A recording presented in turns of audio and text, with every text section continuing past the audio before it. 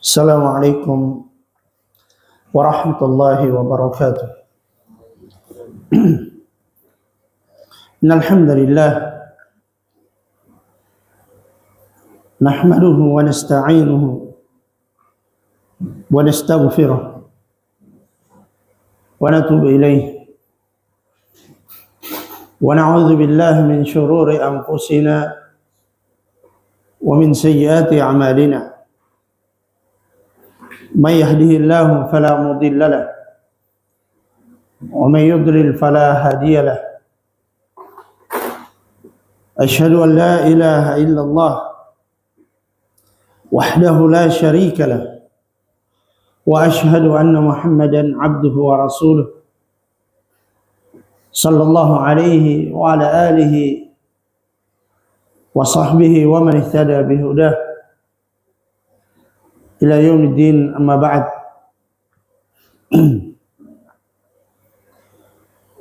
Jamaah sekalian, a'azzani Allah wa iyyakum, rahimani wa rahimakumullah.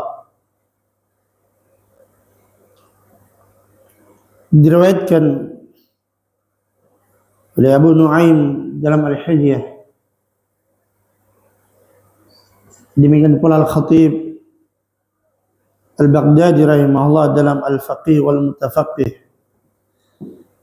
dan juga disebutkan oleh Al-Imam Ibn Al-Qayyim Al-Jauziyah rahimahullah dalam Miftahu Daris Sa'adah, dan di tempat-tempat yang lainnya dari para ulama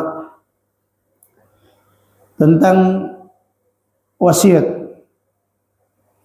dari Ali bin Abi Thalib radhiyallahu anhu kepada Kumail ibn Ziyad An-Nakhai rahimahullah. Nasihat yang sangat berharga yang berkaitan dengan ilmu dan menuntut ilmu. Kata Kumail ibn Ziyad An-Nakhai rahimahullah, akhadha Ali bin Abi Thalib radhiyallahu anhu biyadi fa akhrajani ila nahiyatil jabbanah falamma ashara ja'ala yatanaffas thumma qala ya Kumail ibn Ziyad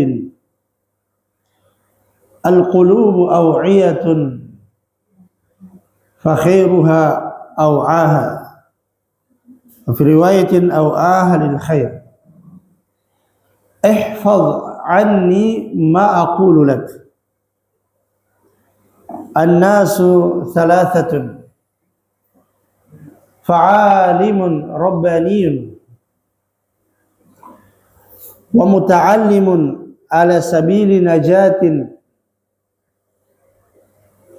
وهمج رائع أتباع كل نائق يملون مع كل ريح لم يستضيئوا بنور العلم ولم يلجأوا إلى ركن وثيق يا كميل العلم خير من المال al-ilmu yahrusuka wa anta tahrusul mal. Al-ilmu yazku bil infaq wal malu tanqusuhu sadaqah. Al-ilmu hakimun wal malu mahkumun alaih, ila akhiri qawlihi radhiyallahu anhu.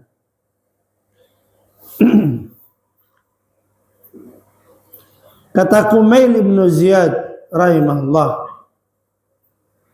Ali bin Abi Thalib radhiyallahu anhu memegang tanganku. Kemudian dia pun membawaku ke ujung padang pasir. Tatkala kami telah tiba di dataran padang pasir, maka beliau pun menghela nafasnya,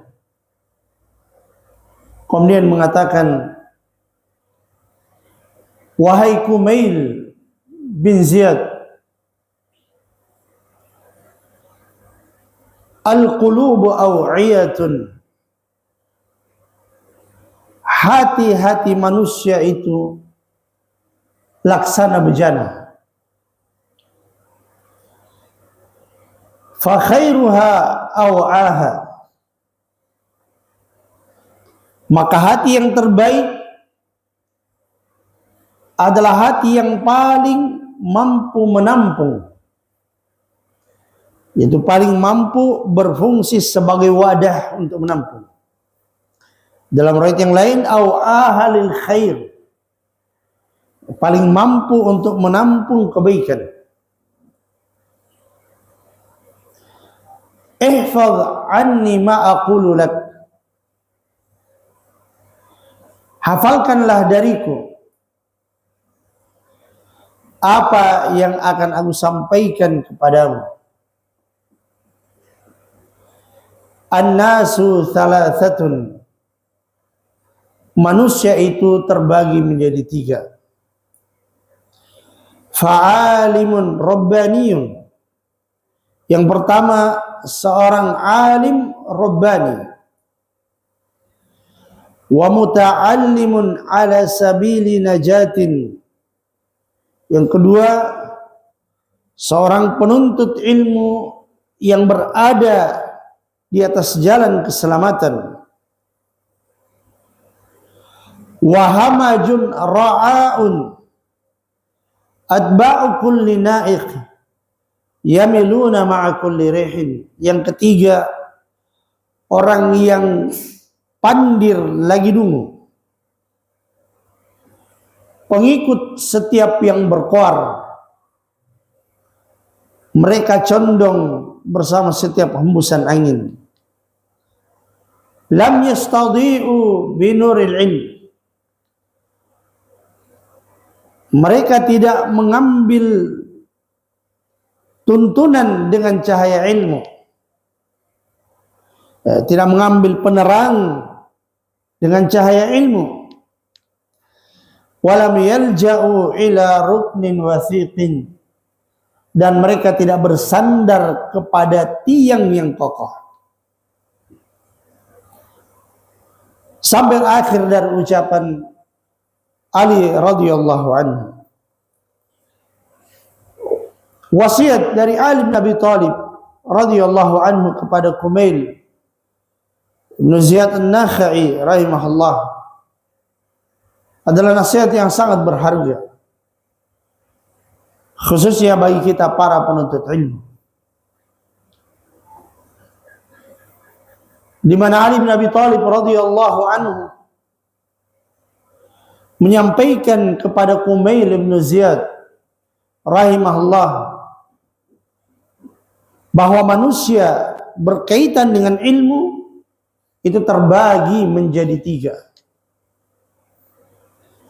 Silakan pilih, kita mau menjadi yang mana dari tiga jenis orang tersebut.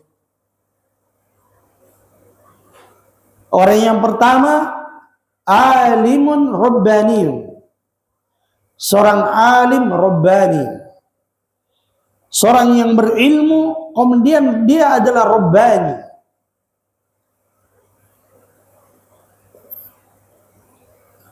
Disebutkan dalam Sahih Al-Bukhari dari ucapan Abdullah bin Abbas radhiyallahu anhuma tentang makna rabbani, ketika beliau menafsirkan ayat kunu rabbaniyin ay hukama fuqaha, seorang alim yang rabbani yaitu hukama, seorang yang betul-betul memiliki hikmah, fuqaha, seorang yang faqih, yang memiliki pemahaman yang mendalam tentang agama Allah Azza wa Jalla. Ini berkaitan dengan apa? Ulama. Ini menggambarkan tentang ulama yang mendalam keilmuannya, alim rabbani. Al-Imam Al-Bukhari juga menyebutkan dalam Kitabul Ilm, beliau mengatakan wa yuqal, dan juga dikatakan dari makna rabbani, alladhi yurabbin nas min sigharil ilmi qabla kibari, yaitu orang-orang yang mengajarkan manusia mulai dari ilmu-ilmu yang kecil sebelum ilmu-ilmu yang besar, yaitu yang mengajari manusia mulai dari ilmu-ilmu yang dasar dan pondasi sebelum ilmu-ilmu yang besar yang lebih meluas.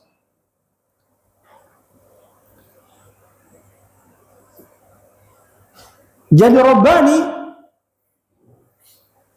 kesimpulannya adalah orang yang berilmu, yang itu tentunya didapatkan dengan belajar. Kemudian dia adalah orang yang mengajarkan ilmu dan juga mengamalkan ilmu itu. Allah Azza wa Jalla berfirman, walakin kunu rabbaniyin bima kuntum tuallimuna alkitaba wa bima kuntum tadrusun.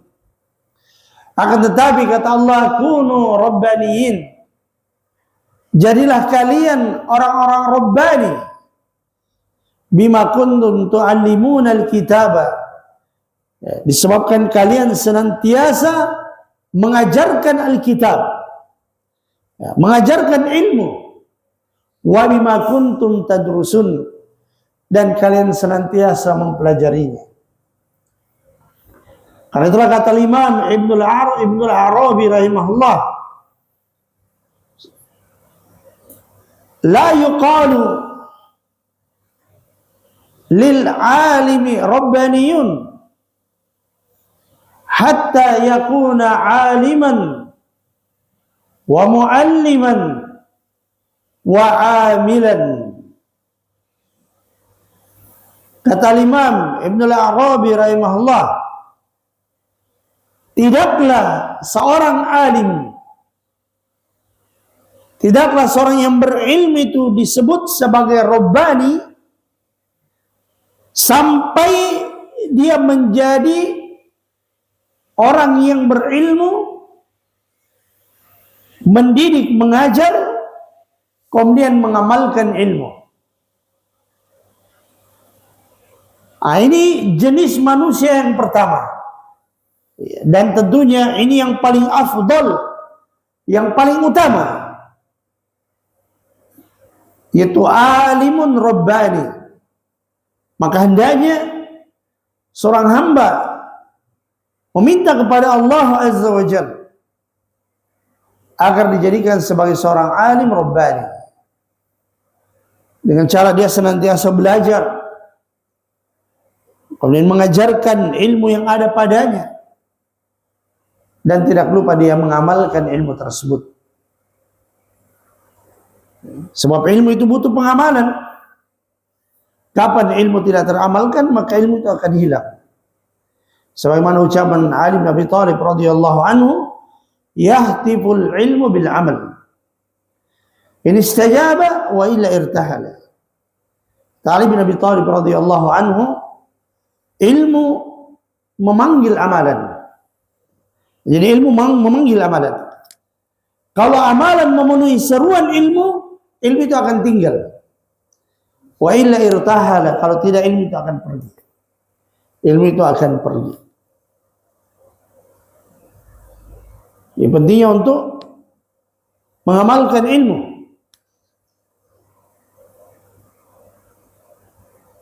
Sebab tujuan dari menuntut ilmu adalah untuk mengamalkannya.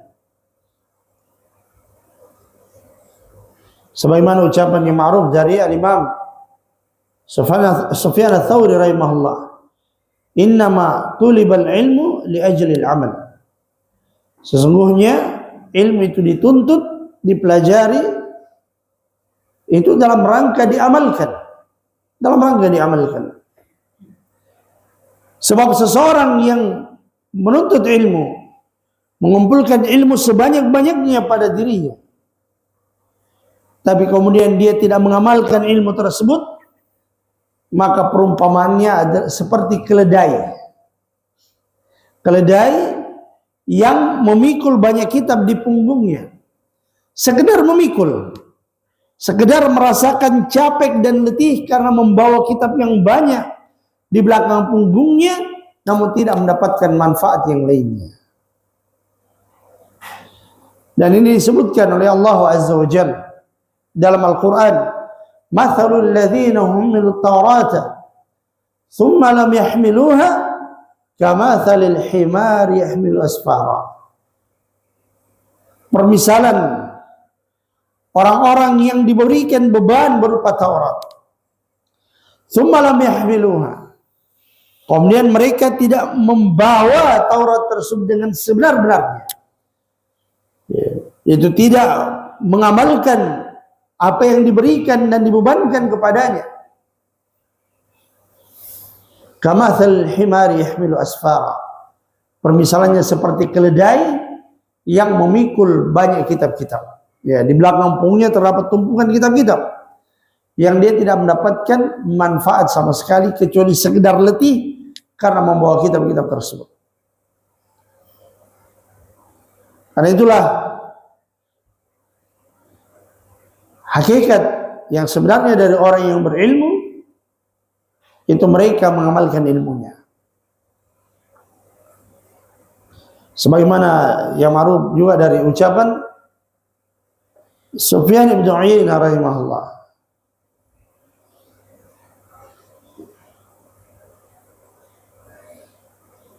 bahwasanya la yakunu ar-rajulu 'aliman hatta yakuna 'amilan. Bahwa seorang itu tidak akan mungkin menjadi seorang yang alim hingga dia mengamalkan ilmunya. Ini yang pertama ya, alimun rabbani, seorang yang berilmu yang dia mengajarkan ilmunya, mengamalkan ilmunya. Kemudian yang kedua, wa muta'allimun ala sabili najatin, seorang penuntut ilmu yang berada di atas jalan keselamatan. Yaitu ketika seorang hamba dia tidak mampu menjadi yang pertama, yang lebih afdal dan utama, maka minimal dia menjadi jenis yang kedua. Seorang yang senantiasa belajar, senantiasa menuntut ilmu, mempelajari jalan-jalan keselamatan, yang mempelajari agama Allah Azza wa Jalla, yang dengannya dia bisa selamat.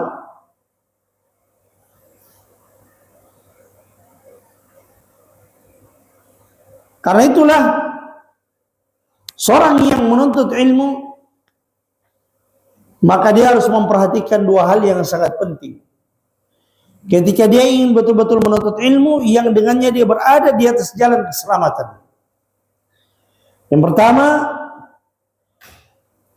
hendaknya dia ikhlas semata-mata karena Allah Subhanahu wa taala. Ya, tentunya kita mengetahui dalil-dalil tentang keikhlasan.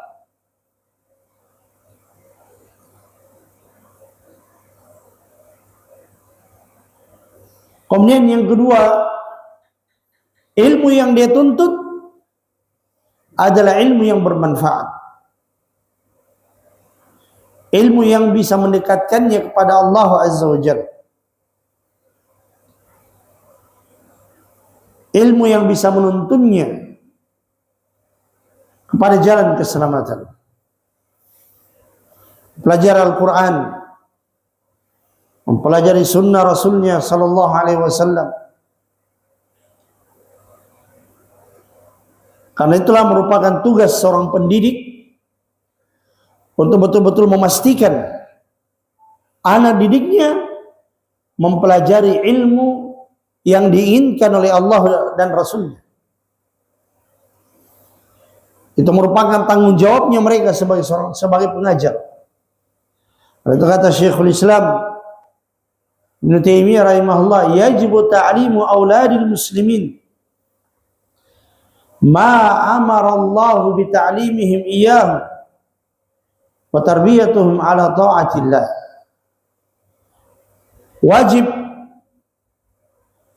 untuk mendidik, mengajari anak-anak kaum muslimin apa yang Allah Subhanahu wa taala mengajarkan mereka